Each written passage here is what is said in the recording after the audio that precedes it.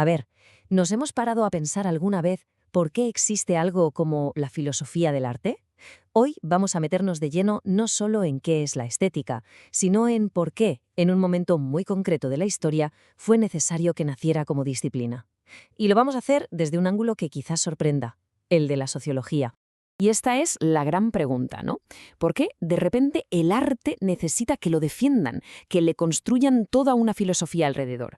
Bueno, pues la respuesta, como vamos a ver, no está solo en los talleres de los artistas o en los museos. Está sobre todo en cómo el mundo entero estaba cambiando de una forma, de una forma brutal. Y para empezar a entender esto tenemos que salirnos un momento del arte y viajar a la sociología. En concreto, a un concepto potentísimo de un pensador clave, Max Weber, que es como la pieza que hace que todo el puzzle encaje. Weber hablaba del desencantamiento del mundo. ¿Y qué es esto? Pues imaginemos que poco a poco la ciencia, la lógica y la razón empiezan a explicarlo absolutamente todo. El mundo pierde su misterio, su magia, todo se vuelve predecible, calculable, eficiente. Y en ese proceso el espacio para lo que no se puede medir, para la experiencia humana que no es puramente racional, pues ese espacio se va haciendo cada vez más y más pequeño, casi hasta desaparecer. Y aquí, en palabras del propio Weber, está la clave de todo. En este nuevo mundo tan lógico, tan cuadriculado, el arte se convierte en una especie de refugio. Ojo, no habla de una salvación en el más allá, en el cielo, habla de una redención intramundana, una salvación aquí y ahora, una vía de escape para no asfixiarnos con tanta racionalidad. El arte, de repente, tenía una nueva misión, ser un santuario. Vale, el escenario está montado. La sociedad necesita un refugio. Pero para que el arte pudiera ser ese refugio, primero había que construirlo filosóficamente. Y el primer arquitecto de esta idea fue un hombre llamado Alexander Baumgarten. El plan de Baumgarten era de una audacia tremenda, ¿eh?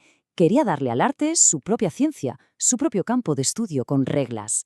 Y la bautizó estética. Su objetivo era nada menos que crear una lógica de la imaginación. Casi nada. Y para entender su propuesta, hay que mirar esta jerarquía. Para Baumgarten, arriba del todo, estaba el conocimiento puro, la lógica del intelecto. Y justo debajo, como un hermano pequeño, colocó a la estética, el conocimiento que viene de los sentidos y la imaginación. Fue un paso de gigante, porque por primera vez el arte tenía su sitio en la filosofía, pero seguía siendo un conocimiento de segunda, subordinado a la razón pura. Así que el arte ya tenía su parcelita, pero todavía no era libre. Hacía falta una auténtica revolución, y esa revolución la iba a liderar una de las mentes más potentes de la historia de la filosofía, Immanuel Kant. Lo que hizo Kant en su obra La crítica del juicio fue literalmente redactar la Declaración de Independencia del Arte. Fue el primero que demostró de forma rigurosa y convincente que el arte era un territorio completamente autónomo. Y esta tabla lo explica de maravilla. Kant dice: la experiencia humana se divide en 3 grandes reinos. Y fijaos, todos están al mismo nivel. La ciencia, que busca la verdad, la moral, que busca el bien, y el arte, que tiene su propio reino, la belleza, y se rige por sus propias leyes, el juicio estético. El arte ya no le debe explicaciones a nadie. Y aquí está la genialidad de Kant.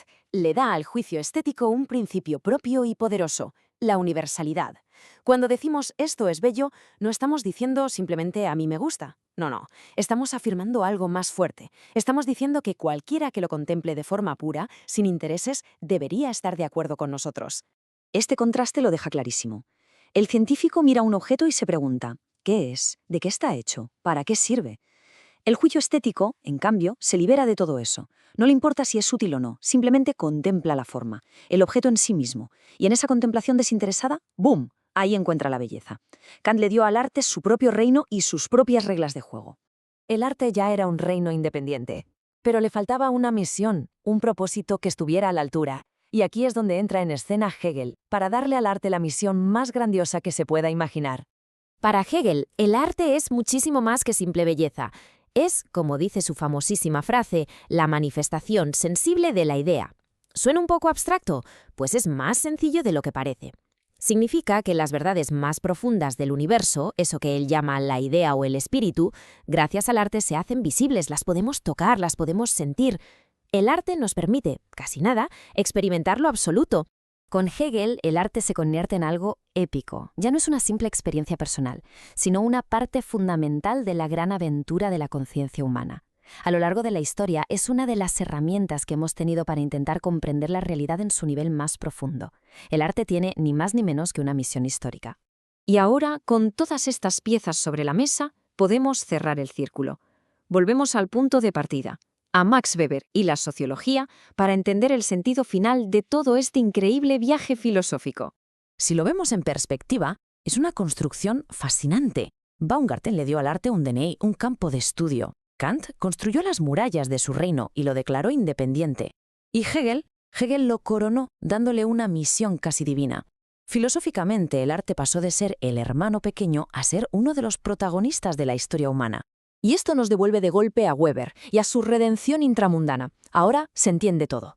Esta construcción filosófica no fue un juego de intelectuales en su torre de marfil, fue una respuesta a una necesidad social.